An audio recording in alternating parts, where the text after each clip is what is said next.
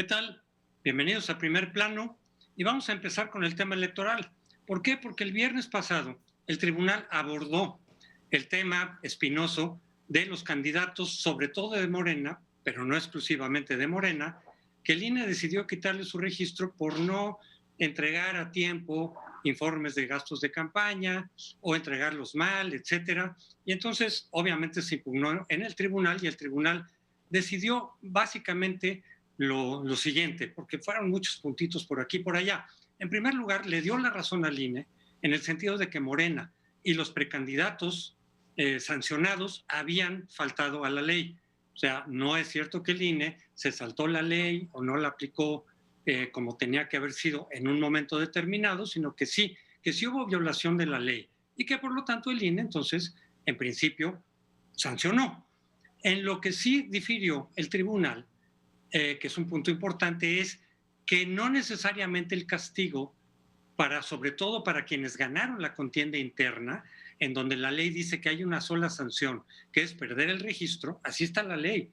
Y por eso los consejeros del IFE decían, pues, ¿qué otra? Aquí no hay otras opciones para los que ganaron la contienda interna. Para los que perdieron sí habían otras posibles sanciones menores, pero no para los que ganaron. Entonces el tribunal, como tribunal constitucional que es, interpreta la ley en términos más amplios, constitucionales, y dijo, aquí sí pueden aplicar otras sanciones menores, dependiendo de la gravedad que ustedes, INE, consideren que se cometió o no en cada caso. Puede ser una resolución distinta en el caso, por ejemplo, de Félix Salgado Macedonio, otra diferente en el caso de Morón, de Michoacán, e incluso de los demás candidatos que sufrieron esta sanción. Analicen caso por caso y dependiendo de la gravedad que ustedes consideren de las faltas, se puede aplicar una sanción menor a la que está ahorita.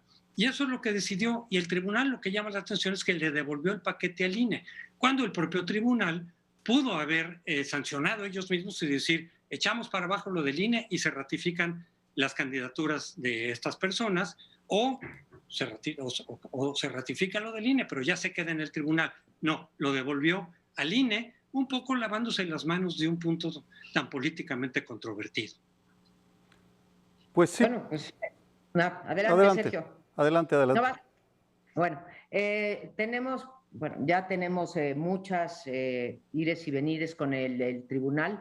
El tribunal había venido siendo muy firme y muy negativo con respecto a las resoluciones del INE y en esta ocasión, pues en efecto, como dice José Antonio Crespo, patean el bote para adelante en lugar de ellos mismos fijar las sanciones correspondientes, pues decidieron regresarlo. No dicen que el INE haya cometido ninguna irregularidad, o sea, sí se apega a lo que marca la legislación el INE en el sentido de que merecen una sanción los que no presentaron los reportes de campaña, pero sabemos que hay tres tipos de sanciones. Una es la amonestación, otra es una multa y la tercera es el retiro del registro.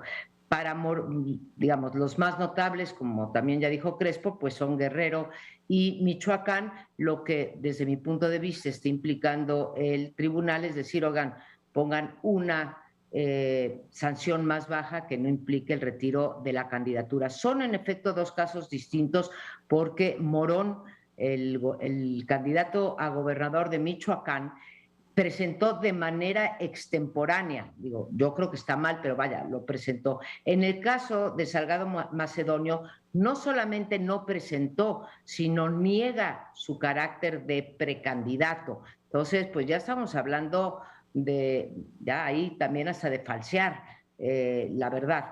Y el problema es que Félix Salgado Macedonio se va, en efecto, contra el INE, amenaza a los consejeros en términos generales, en particular a el consejero presidente y a Ciro Murayama, a quienes ya también había amenazado Mario Delgado, pero en este caso, en un video pues que no podemos pasar ahora por acá, ni mucho menos, con unas palabras pues irrepetibles en términos de la vulgaridad, acosan a Lorenzo Córdoba y dicen que irán a su casa para que vean cómo vive el consejero presidente. Creo que es inadmisible este tipo de expresiones y también amenazar de que no habrá elecciones en Guerrero en caso de que no se le mantenga la candidatura. Creo que esto hay que pararlo y todos los partidos deberían estar en esa misma línea.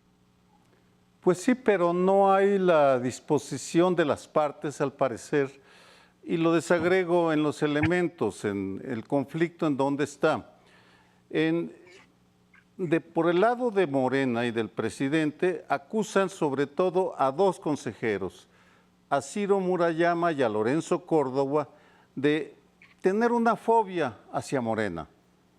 Es una acusación genérica, pero que ha impactado y ha llevado la confrontación a un nivel simbólico, porque Lorenzo Córdoba, presidente del INE, en el pasado un poco cauteloso a la hora de tomar decisiones, sufre una metamorfosis y decide durante este año marcar la raya, tomar decisiones, aplicar la ley y atrincherarse ahí.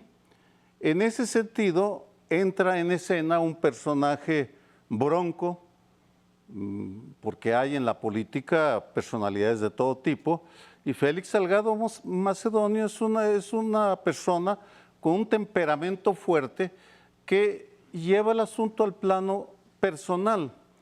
Y en ese sentido, lo que hizo el tribunal fue un acto de cobardía institucional, de decir, nos lavamos las manos, se lo regresamos al INE y que el INE tome la decisión que sea. En mi opinión, eso es como un enfrentamiento en un barrio o en una cantina. Tal vez suene exagerado, pero ya es algo de hombría de las partes que no pueden echarse para atrás.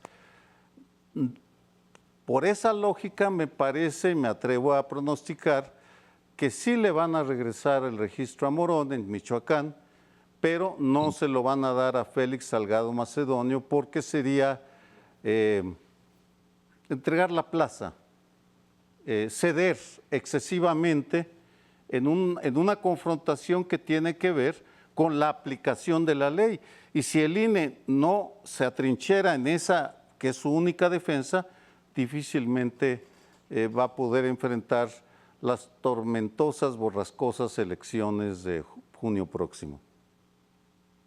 Bueno, me toca a mí entonces. Yo veo esto un callejón sin salida. Hagan lo que hagan en el INE, ya la cosa se complicó y no hay una vía que pueda ser aceptable para todos. Por razones históricas y culturales, resulta que Salgado Macedonio sí tiene un apoyo sustantivo en Guerrero. Las razones, insisto, no es este programa el adecuado. Tengo algunas sospechas, pero hay miniculturas en México. Como hay muchos Méxicos, hay muchas culturas. Y Salgado Macedonio tiene apoyo en Guerrero, pese a sus características, o a lo mejor hasta por sus características. No sé si es a pesar de o por esas. Entonces, la capacidad que tiene para ser una piedra no chiquita en el zapato del INE, pues es sustantiva. Y hay otro problema aquí, que es la historia del INE-IFE. Se ponen ahora muy serios. La ley es la ley y no hay forma de evitarla. En el pasado, vaya que si dejaron que corrieran un montón de problemas sin que dijeran esta boca es mía. Pero sí, estamos en una coyuntura, en el caso mexicano, de con uno o con otro, no hay puntos intermedios. Los puntos intermedios ahora en esta elección son muy pocos porque se juega mucho. La elección se juega todo el proyecto de Morena contra todo el proyecto de la derecha. Y bueno, aquí cualquier cosa va a ser usada por cualquiera de los dos. Y no sé cómo va a salir el INE ni todo el embrollo en el que estamos metidos. Efectivamente, en algunos casos el INE ha aplicado mayor severidad en las leyes que en otros. Uno de esos fue el propio 2018. En 2018 el INE ya podía haber aplicado efectivamente esta regla que está aplicando ahora, nada más que esa omisión, digamos, le favoreció a Morena, no al PRI y al PAN, sino a Morena, y le favoreció con una sobrerepresentación enorme, y también, digamos, en el caso de la sobrerepresentación, y en este caso había un antecedente en Zacatecas, que es del que se agarra de 2006, el tribunal para decir, ya habíamos dicho en otras ocasiones que se podía poner una pena menos fuerte. El INE la puede tomar, ese antecedente, para volver a revisar el caso, que lo van a hacer mañana. Pero retomo también lo que decía Amparo, que ya desde ahorita la presión de Félix Salgado en el INE ya no fue solamente la presencia, el meeting ahí afuera del INE, que eso en sí, bueno, pues no importa demasiado, es una manifestación política, etcétera. Pero el decir, como lo hizo ya Félix Salgado, si no hacen lo que nos beneficia, si no cambian el veredicto y me devuelven la candidatura, los vamos a perseguir, los vamos a buscar, los vamos a encontrar a los 7 consejeros que votaron en contra de su candidatura. Y vamos a ir sobre de Lorenzo Córdoba, etcétera. Eso podría estar cayendo ya en un delito que está tipificado en el Código Penal Federal, en el artículo 131, que dice que si tú amenazas o intimidas a alguna autoridad para que fallen en algún sentido, ya hay penalización de cárcel. Está en la rayita o ya incurrió en ello, como se quiere interpretar jurídicamente, pero están en eso. Y otra cosa, suponiendo, yo también participo coincido con Sergio, que creo que el pronóstico va a ser darle la candidatura a Morón, porque su fallo fue menor, digamos, su falta fue menor que la de Salgado, y mantener cancelada el registro de Salgado. Él ha dicho que él va a impedir la elección en Guerrero. Vamos a ver si lo intenta hacer o no.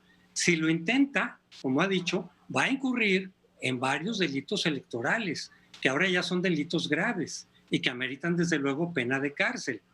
No sé si lo vaya a hacer o no, pero si decide seguir por ese camino, va a incurrir en delitos electorales, lo cual no quiere decir que se le penalice, ¿verdad? Porque en el caso de los aliados del gobierno hemos visto que la aplicación de la ley es un poco menos severa o de plano no se aplica que en otros casos. Coincido totalmente contigo y qué bueno que dices de estas dos o este doble posible delito en caso de que Félix Salgado Macedonio persistiera en la conducta. No quiero hacer necesariamente el parangón, pero hay presencias que son aceptables, porque decía Crespo que, bueno, pues fueron al INE y pues vaya y pase, ¿no?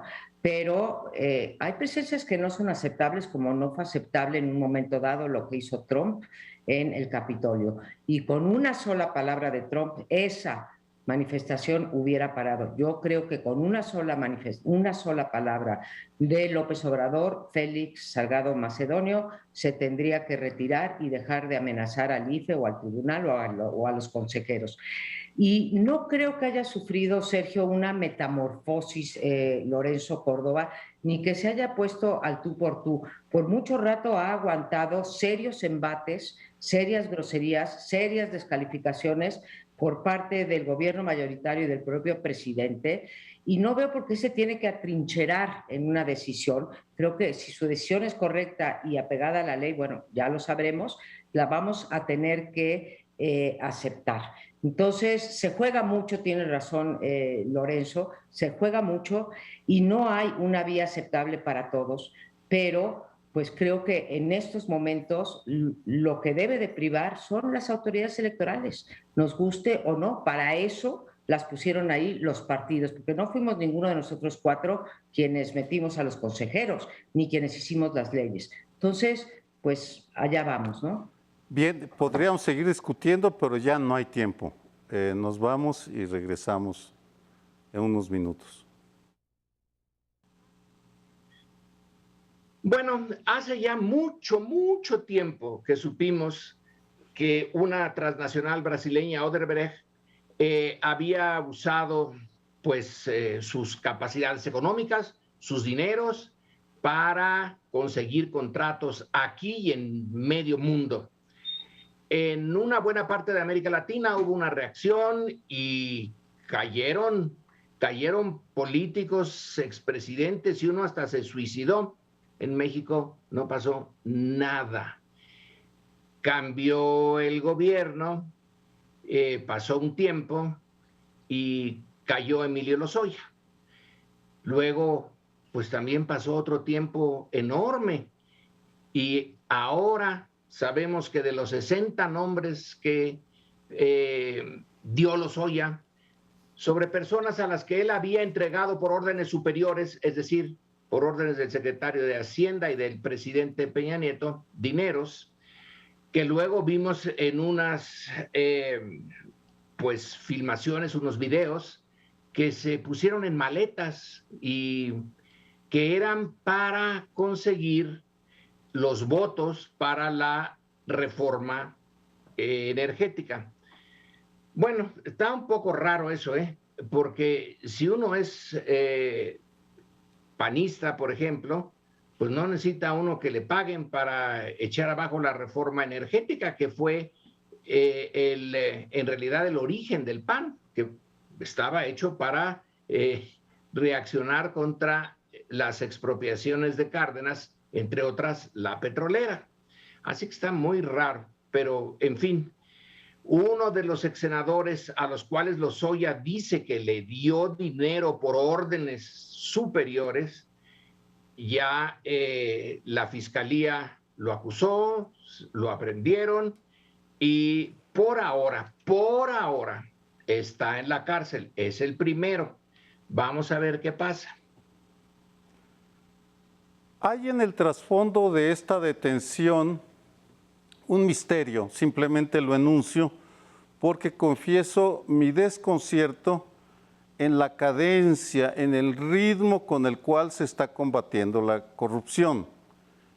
Me voy a referir a dos instituciones solamente: la Unidad de Inteligencia Financiera de la Secretaría de Hacienda, que dirige Santiago Nieto, y la Fiscalía General de la República, que preside Alejandro Gertz Manero. Mientras en el caso de la UIF vemos una marcha constante y una presencia en medios constante, porque se la pasan congelando cuentas, dando informes, presentando expedientes ante la Fiscalía. Cuando llega a la Fiscalía viene una falta de sincronía y de repente el anuncio espectacular de la detención de Lozoya, de su extradición, seguida por meses de silencios en los cuales no sabemos qué está pasando. Súbitamente ahora nos enteramos de que se detuvo a un ex senador, Lavalle, el quien ya comentó Lorenzo, pero no sabemos si está conectado con una ofensiva más amplia contra todos los señalados por Lozoya, o si simplemente es un garbanzo de a libra. En ese sentido, lo que parecía ser una marcha triunfal está resultando ser dos caminatas, una un maratón constante y la otra pues una caminata impredecible. Creo que no hay lugar a equivocación. El ritmo y la cadencia, como decía Sergio, pues lo define el periodo electoral en estas pesquisas, porque digo, Lozoya ya lleva meses y de ahí hasta ahorita, como dijo Sergio, pues hay un gran silencio. Así que el ritmo lo definen las elecciones, no es privativo, desde luego, ni lo inventó este gobierno, la politización de la justicia, pero hay que reconocer que sí son iguales. De la misma manera que en un momento dado Enrique Peña Nieto decidió sacar los videos de Anaya, cuando yo no digo que hubiera ganado Anaya si no le hubieran sacado esos videos, pero sale de repente la pesquisa de la PGR a la mitad de las elecciones y ahí va para abajo. O sea, ni modo. El ritmo lo definen las elecciones y estamos iniciando el proceso electoral. Dos, Lorenzo, cayó Lozoya. Yo no sé si cayó Lozoya. Realmente trajeron a Lozoya, nadie lo vimos. Vimos un coche que se bajaba de un avión, llegaba a un hospital. Si en ese coche iba Lozoya o no iba Lozoya, pues a saber. Lorenzo, y después nos dicen que lo trasladaron a su casa también con el mayor sigilo. Si el señor está en su casa o no está en su casa, tampoco lo sabemos. O sea, hay una gran opacidad en el caso Lozoya, tanto, Lorenzo, que no me atrevería a decir que ya cayó Lozoya, más allá de que se haya apegado al criterio famoso de oportunidad, pero no hemos sabido nada de Lozoya. Y lo que se ha explotado es la entrevista famosa de Lozoya, y de 60 se han señalado a 4 en realidad, aunque ahorita están indiciados 3 y preventivamente en la cárcel. Está un panista, un ex senador panista, Lavalle, en la cárcel. En otros países yo lo que vi con el caso de Odebrecht, que bien lo describes tú, Lorenzo, fue que cayeron con gran simultaneidad distintas autoridades de distintos niveles, ¿sí? Aquí el primero que ha caído es este señor Lavalle, privado está en Cira, pero en otro caso, y entonces tendríamos que preguntar qué está pasando con esa investigación que se deriva de la entrevista de Lozoya. Yo celebro en general cuando se captura a algún corrupto, si se le demuestra su culpabilidad y que se le aplique la sanción. Lo del uso político de la ley, efectivamente, lo hemos visto en todos los gobiernos y aquí también lo hemos criticado en su momento, aunque es difícil pensar que un gobierno no se beneficie políticamente de actos de sanción y de descubrimiento de corrupción, pues buscas un beneficio político y es normal. El problema es cuando no acaba de concretarse, que simplemente lo usas sin muchos fundamentos para beneficio político del gobierno o incluso electoral. Es un poco lo que pasó con Ricardo Anaya. Es decir, se le acusó, se le dijo, estuvo divulgándose y luego la propia Procuraduría dijo, bueno, no teníamos realmente nada firme. Ah, bueno, lo usaste electoralmente. Ese es el problema. Si aquí, por ejemplo, se encuentran fundamentos suficientes para efectivamente sancionar y juzgar, qué bueno, aunque les haya servido para la elección. Sí, bueno, pero qué bueno que hayan esos casos que se sancionen conforme a la ley. El problema es si después resulta que no. Y aquí creo que hay un agravante, que es el siguiente. Eso de la prisión preventiva. Porque puedes estar un año y medio. Rosario Robles lleva un año y medio. No digo que sea inocente, no sé. Pero lleva un año y medio sin ser juzgada. ¿Qué sucede si eventualmente dicen, ¿qué creen? Que los elementos que teníamos no faltaron y usted disculpe? Ese es el tipo de justicia que estamos aspirando, que te puedan meter años a prisión preventiva sin haber sido juzgado, sin haberte demostrado culpabilidad. Y otra cosa más, en este caso decir, bueno, lo de Lozoya fue, no sabemos dónde está efectivamente, pero Lozoya fue esto de testigo protegido, criterio de oportunidad, a cambio de que no se des elementos para irnos más arriba, no quedarnos en un senador o exsenador. Se supone que nos vas a dar elementos para ir por figuras más fuertes que la de director de Pemex.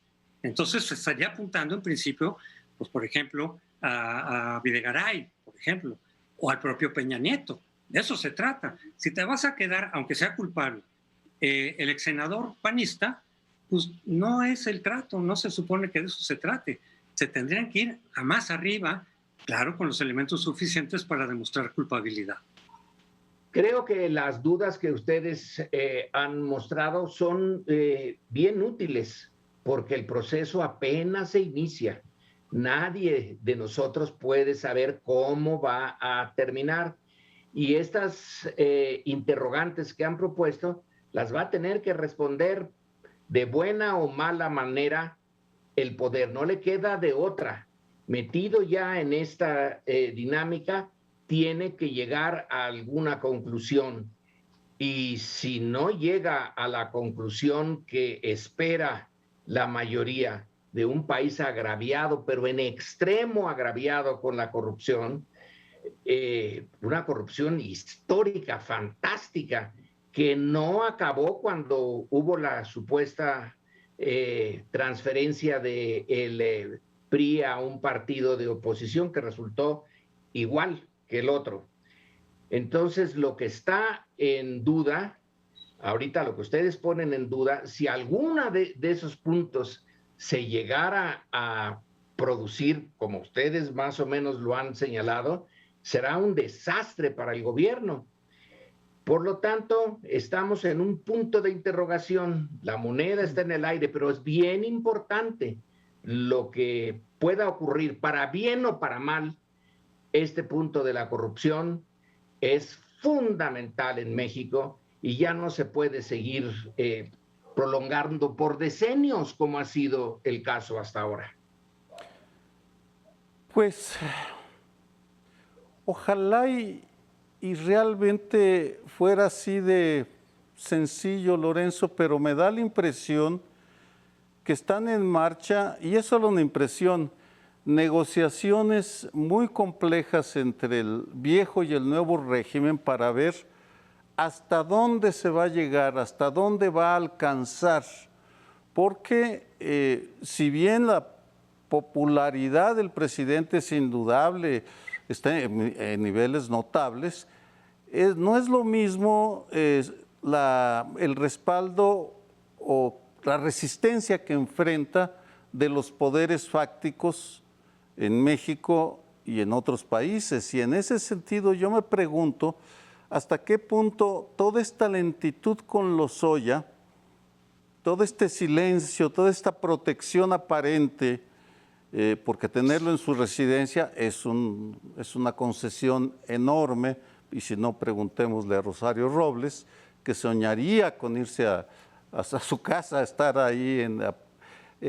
Creo que forma parte de algún tipo de negociación que solo podemos adivinar y que está en el trasfondo de este forcejeo que tú mencionas. Y sí, es indispensable que metan en la cárcel a gente, pero ¿cuál es el límite? ¿Cuál es ese punto? Creo que María Amparo quiere decir algo definitivo. 10 segundos, no sé si definitivo, pero cuando la Procuraduría se quiere aplicar y apurar, lo hace, como lo hizo con el caso de Cienfuegos, a quien a mí me pareció muy bien que no pisara la cárcel. Pero se puede apurar. Aquí no se han apurado, Lorenzo.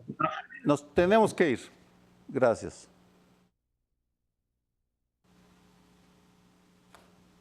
Y ahora vamos con un tema más bien educativo, porque además de los estragos que están sufriendo los alumnos por la pandemia, nadie estaba preparado, ningún país estaba preparado, México tampoco, para poder dar clases no presenciales.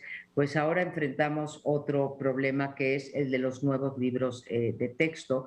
Y una vez más, no es tanto lo que se va a hacer, sino la forma en que se hace. No es que uno esté en desacuerdo en la lucha contra la corrupción o en la lucha contra los privilegios de los empresarios, o etcétera, etcétera, sino la forma en que lo está haciendo.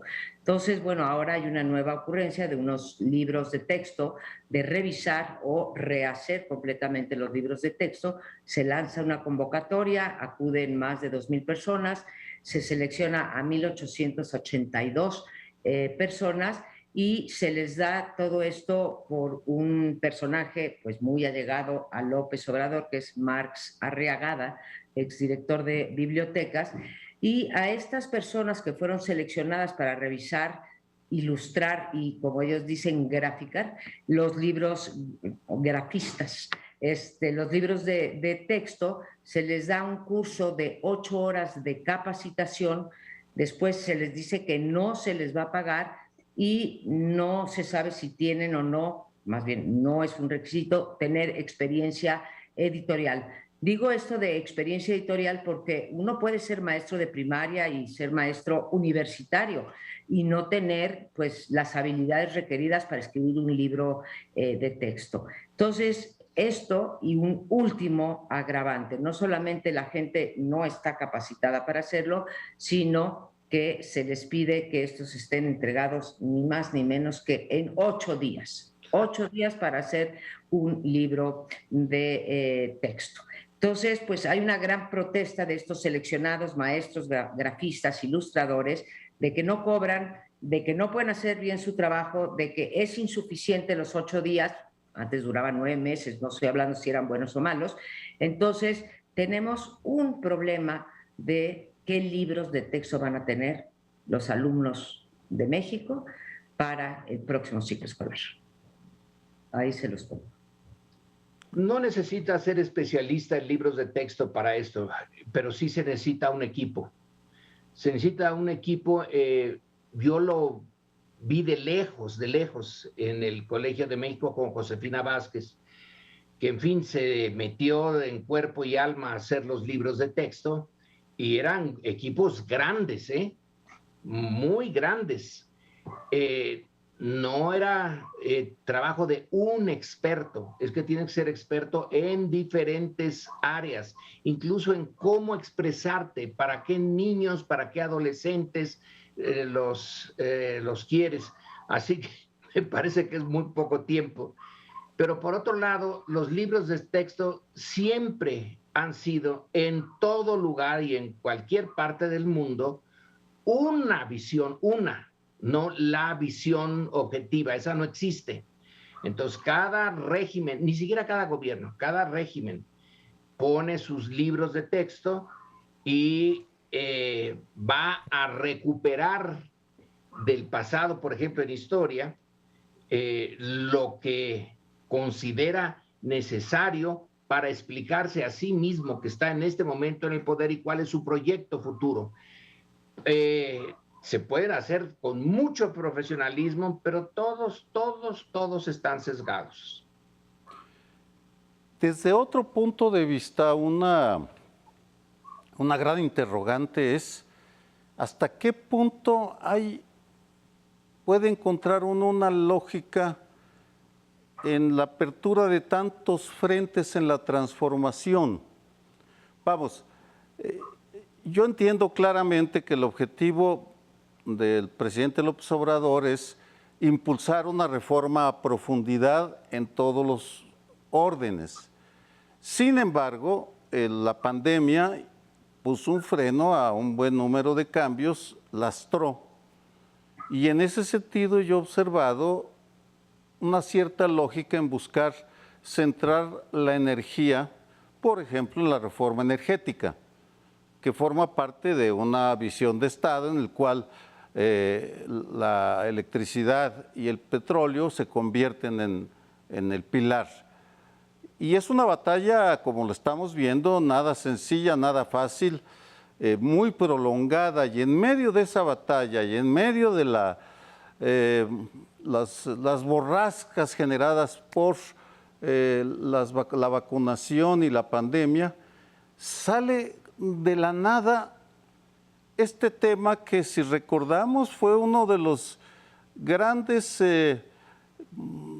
líneas divisorias de los años 60, cuando salen los libros de texto gratuito, que fueron vistos por las clases medias como un intento de comunizar al país. Y de ahí viene comunismo sí, no, cristianismo sí, comunismo no, exactamente, formulado por la Unión de Padres de Familia. Realmente no acabo de entender cuál es la lógica en estos momentos, y además presentado de una manera tan chapucera, porque vamos, no encuentro otro término de decir que vamos a seleccionar a 1882 para que escriban sin cobrar en unas 3, 4 semanas 3 libros de texto que son fundamentales y que no son cualquier cosa, cuarto, quinto y sexto. Madre mía, es una pesadilla esos años. Pues no lo entiendo. Como tampoco entiendo quién está ya ahora en el ala radical y en el ala moderada de la 4T, pero en fin, en todo caso, me da la impresión que esta es una tempestad que no necesariamente les va ayudar en las otras batallas que sí considero en estos momentos totalmente lógicas. Ustedes han hablado un poco del procedimiento y coincido, muy rápido, muy improvisado, con personas que igual y no van a cobrar, pues, qué nivel de especialidad pueden tener, pero también está la cuestión de los contenidos. Ya sabemos que la historia oficial en todos los países sí tiene elementos ideológicos, desde luego, no es solamente el conocimiento de la historia por sí misma, sino que se trata de fomentar ciertos valores, pero en muchos países se ha logrado, digamos, que se inspiren ciertos valores comunes de todo el país. Por ejemplo, puede ser pues, el patriotismo, el vínculo con la nación, con sus símbolos. En el caso nuestro, por nuestra historia, pues el apego a la república, o fomentar un republicanismo, ya no un monarquismo. Más o menos valores ya compartidos por toda la sociedad, o por lo menos la gran mayoría, se puede entender. El problema es cuando quieres difundir a través de los textos de la historia oficial, cosas ya muy específicas de un partido o de una parte de la sociedad en contra de los otros, porque ahí sí puedes decir, oye, tú ya estás haciendo adoctrinamiento de tu partido, de tu ideología específica, no la de todo el país como tal. Ahí es un poco más cuestionable y voy a poner un ejemplo. Supongamos que se decide en los libros de texto, si es que llegan hasta la historia más o menos contemporánea, que se dijera como una verdad histórica que hubo fraude electoral en 2006. Cuando sabemos que la mitad pensó que había fraude, más o menos, algunos decíamos, no se puede saber quién ganó, pero una parte, casi la mitad, decía, sí hubo fraude, claro que hubo fraude, y lo siguen sosteniendo, por supuesto. Y la otra mitad dijeron, no, no es cierto, no hubo pruebas. Tú lo metes como una verdad histórica para todo el país, no solo para una parte, y te complica. Y desde luego te lleva a que si eventualmente en un próximo gobierno vuelve a llegar el PAN o el PRI o una coalición, pues le van a volver a cambiar esa parte de la historia. Entonces, esa parte en términos del contenido de los libros de texto es la más peliaguda, además de la improvisación, que desde luego no creo que vaya a salir algo bien tan improvisado con tan poco tiempo y sin el nivel de expertos que me imagino que tienen que tener estos libros, como lo decía Lorenzo. Yo creo que tiene razón Lorenzo, es decir, no hay verdades universales y cada régimen o en algunos casos hasta cada gobierno, pero me gusta más como lo puso Lorenzo, cuando hay un viraje, hablábamos, ¿te acuerdas, Lorenzo, del péndulo, no? Si se iba más a centro izquierdo, más a centro derecha el PRI. Ahí venían los cambios en los libros de texto, pero nunca llegar a una cosa como la democracia electoral se instauró en el 2012, para usar el ejemplo de José Antonio. Entonces, no podremos juzgar hasta que no tengamos los libros en las manos, ¿sí? Eso habrá que esperar para ser serios los cuatro de nosotros. Ahorita podemos hablar del proceso. De lo que se sabe es que no hay pluralidad y diversidad en los autores, y sobre todo que no hay preparación, digo, como lo decías tú, que fue el caso de Josefina Vázquez y el Colegio de México y toda su contribución. Molestos están este conjunto de encargados, donde ya hubo muchas, pero muchas renuncias, es el discurso del encargado, del coordinador de los nuevos libros de texto, de haber dicho hay que cambiar los libros de texto porque aquellos los hicieron las élites y estos los van a hacer los maestros jubilados. No sé, o sea, es como si me dices, y ahora Pemex lo va a dirigir una persona que no es un ingeniero petrolero, que no tiene ni idea de esto, o que me van a hacer a mí secretario de Hacienda. Pues no, no tengo las competencias para hacer, y mucho menos en 8 días. Lo de 8 días no es figurativo. O sea, renunciaron porque dijeron, no podemos entregar algo medianamente decente en ese periodo de tiempo. Yo misma creo que ustedes que tienen doctorados y demás, creo que tampoco lo podrían hacer en 8 días, pero bueno, no sé si alguien quiere algún comentario final, Lorenzo. El comentario final es que dices, Sergio, ¿para qué se meten en esto? Yo creo que sí, hay que meterse en eso, porque ese es casi el corazón de la 4T, la visión que se tiene de México, la educación y socialización de los niños. Es un tema realmente de mucho fondo, por eso pienso que con unos cuantos días no se puede hacer, pero de que es un campo de batalla que no es de gratis, decir, ay, ¿para qué se meten en esto? Los libros de texto que se quedan hasta ahora, realmente dan una visión bien distinta y se está batallando, como diría el general Calles en su momento, por la mente y el corazón de los niños. Nos tenemos que ir aclarando qué es la forma y no el fondo, a lo que me refería. Pero en fin, nos vamos. Tal vez me equivoque y Lorenzo me va a corregir como historiador que es, pero yo no me acuerdo de ninguna campaña de vacunación tan borrascosa como la que estamos viviendo, tan jaloneada. Sí, recuerdo pero no fue de vacunación, sino de eliminación, la campaña contra la fiebre aftosa, por allá en los años 40, en los cuales pues había que eliminar ganado y eso generó conflictos. Pero de vacunación era algo muy técnico y sin embargo, pues se ha metido en la discusión y en la politización casi desde el primer día de a quién se iba a vacunar, si los viejos íbamos a quedar fuera, si no, en fin. Dicho esto, menciono dos eventos que creo que vale la pena mencionar. El primero, el día de hoy me puse la segunda dosis de la vacuna en la Magdalena Contreras y mi reconocimiento al gobierno de la Ciudad de México, qué eficiencia, organización, sensibilidad para tratar a los adultos mayores que llegamos allí en tropel al estadio de Ciudad Universitaria. Muy bien, felicidades a los chalecos verdes, muy buen trabajo y pues da gusto sentir que hay un gobierno que se preocupa por los conciudadanos. Esa sensación, sin embargo, venía de un mal sabor de boca dejado por el edicto del presidente del viernes pasado, donde dijo que a los médicos privados no se les vacunaría, lo cual me parece que es una violación, una discriminación, es una violación de un derecho y una discriminación a un sector muy amplio de la población, al cual con todas sus virtudes y sus defectos existe, es parte de México. Y no solo eso, sino que el mismo presidente iba con médicos privados, Médica Sur, por ejemplo, a atenderse, lo cual está bien, él podía hacerlo.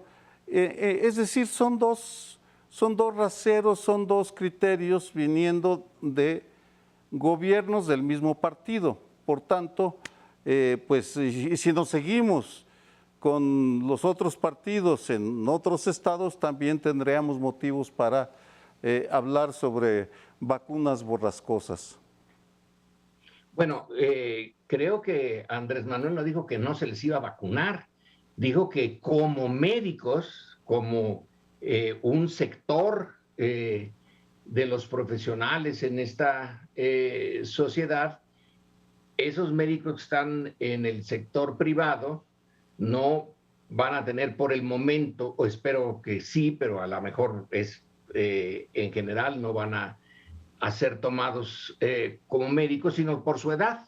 Y los que están viejitos, pues privados o no privados, van a ser vacunados y luego los de 50 en adelante. Pero no es que se haya dicho ustedes los privados, porque dijiste, Sergio, que no van a ser vacunados, ¿no? Sí, pero van a ser por otra razón. Y dijo que el siguiente o la siguiente prioridad eran los maestros.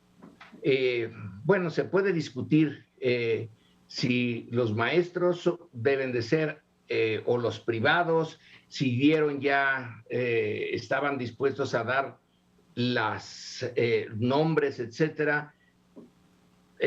Hay que darle un poco más de vueltas a esto.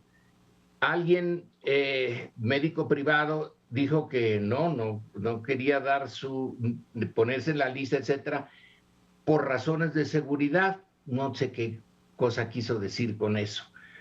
Pero no es el doble rasero la Ciudad de México y el resto, porque en la Ciudad de México y en el resto se está haciendo lo mismo. Nos deberían de explicar por qué a los médicos privados, a los que tengan contacto con gente que tiene o se sospecha que tiene el virus, pues sí, debían estar ser vacunados. Yo aquí, mi intervención sería, podríamos hablar de lo bueno, lo malo y lo feo en esto de las vacunas, ¿sí? Va a dejar lo feo porque, en fin, sí fueron 2 casos, no debieron haber ocurrido, de vacunas vacías o no les inocularon nada, o pues, estos muchachos que se disfrazaron de viejitos para poder acceder a una vacuna, etcétera. Pero me voy a lo bueno y lo malo. Lo bueno son las experiencias para mí en la Ciudad de México, tanto la propia, porque acompañé a un familiar y pude ver, como lo dije en otros programas, que no había ningún servidor de la nación, no había ninguna identificación partidista, etcétera, etcétera, y muy buena organización en la alcaldía Miguel Hidalgo, y yo también hago ese reconocimiento al gobierno de la ciudad. Y es lo mismo que han experimentado ustedes, que también han estado ya en estas experiencias, ¿no? Decía Lorenzo, hay que darle más vueltas a esto, si convienen los maestros, si convienen los médicos.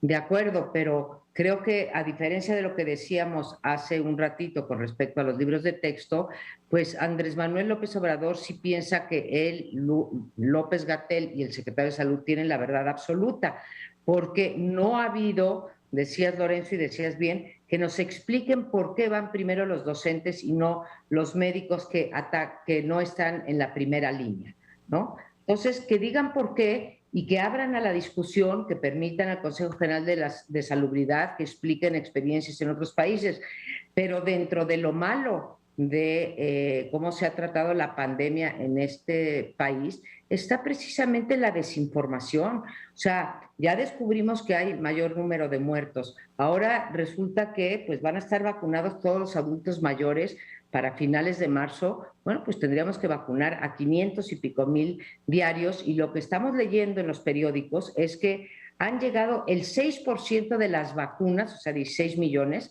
de dosis a México, al país, y pues no alcanzaría ni siquiera para los adultos mayores, y nos están diciendo que van a estar. Entonces, abrirse un poco más y no decirle, los médicos que están con nosotros, si tú tienes una afectación cardíaca y vas al doctor, pues estás poniendo en riesgo al doctor porque tú no sabes si lo vas a contagiar, Lorenzo. Entonces, sí son personajes que están viendo todos los días y exponiéndose. Yo podría entender que nos digan, vamos a vacunar a los médicos de primera línea como prioridad, pero lo mismo los del sector público de que los del privado. Y la diferencia sería entre primera línea y no primera línea. Y aún así yo creo que muchos de no primera línea también están expuestos más que la gente en general. Pero bueno, podría decir, ok, primera línea, pero de los 2 sectores, público y privado. Lo que no he visto yo es una explicación de por qué en el público sí se les está dando mayor la vacuna prioritariamente y a los del privado no. No he oído una explicación oficial de por qué hay un tratamiento distinto en el sector público y el privado. Y es que, por ejemplo, en mi caso, conozco ya muchas personas, amigos, cercanos, que han contraído el virus, se fueron al hospital privado, pueden pagar, y las personas que las atendieron, médicos, enfermeras, la gente que están en contacto con gente contagiada, no estaban vacunados. Y no estoy hablando de hace mucho tiempo, estoy hablando de hace unos cuantos días, semanas, etcétera. Entonces, ellos se están exponiendo también, pero como trabajan en un hospital privado, entonces se tienen que esperar por el criterio de edad, por ejemplo. Esa es la parte que yo no he oído ni siquiera una explicación de, a ver, ¿por qué ahí hiciste esa distinción? ¿Por qué? Y entonces sí parece como que es un tipo de discriminación. Sí se puede considerar así. Pero bueno, ojalá que al final de cuentas, de todas maneras, se normalice, se provea a esos médicos de la posibilidad de vacunarse. Porque en cambio sí se celebró cuando los hospitales privados dijeron, vamos a sus manos a ayudar y vamos a recibir algún tipo de enfermos para que se puedan concentrar en mayor medida los públicos. Que bueno, todos lo celebramos. Oye, pero también los privados están expuestos. También tendrían que ser de los primeros, por lo menos los de primera línea, que reciban las vacunas. No entiendo por qué, cuál es la razón oficial de esa distinción que se ha hecho.